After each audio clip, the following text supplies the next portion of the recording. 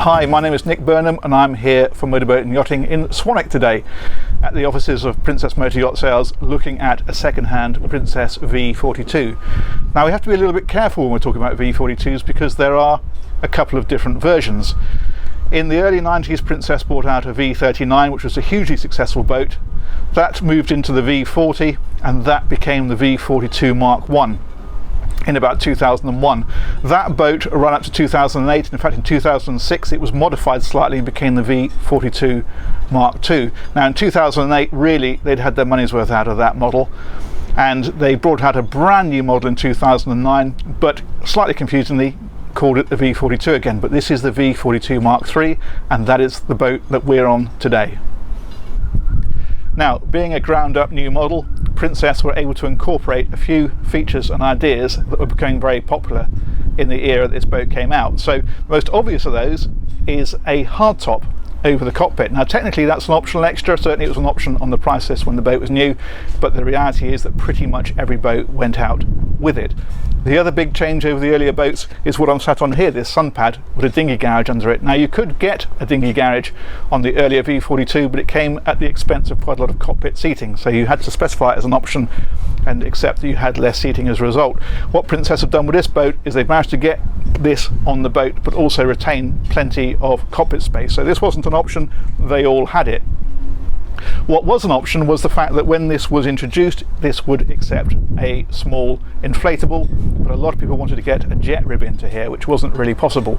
So in 2011, Princess brought out a modification to allow people to do that as an option, and you could get a Williams 285 jet rib in there. It was a squeeze, you had to deflate the bow, but it would go.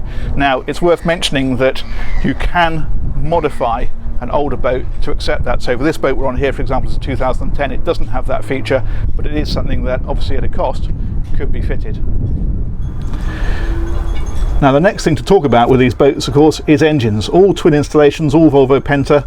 When the boat was very first introduced, Princess talked about putting D4 300s in. I don't think any of those engines ever found their way into one of these.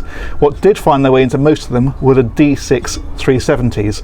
The D6 330s were also on the price list, but the 370s were by far the most popular engine, and that gives the boat about 37 knots.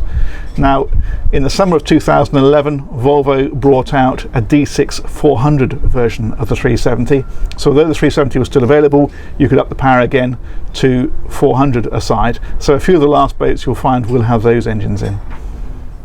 Now down here on the inside of the boat, the layout is pretty similar to the previous V42s. You've got a master cabin forward, and you've got a guest cabin back aft with two singles, and of course the saloon in the centre here opposite the galley.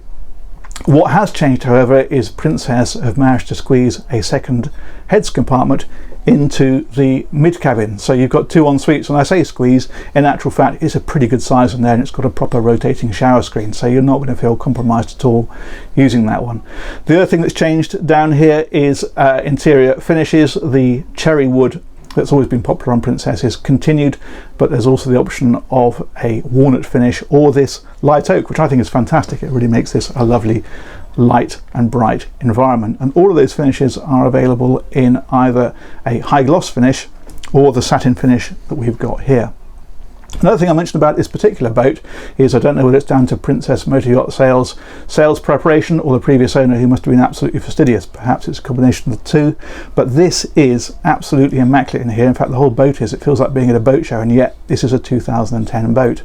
So that makes it a fairly early one. They started in 2009 and they finished in 2013, and there's a good choice on the market. You've got different hull colours. There's white, there's a very dark blue, and there's a grey finish. There's the choice of interiors, and there's a choice of engines. So if you're in the market for a 42-foot hardtop sports cruiser, these V42s, well worth checking out.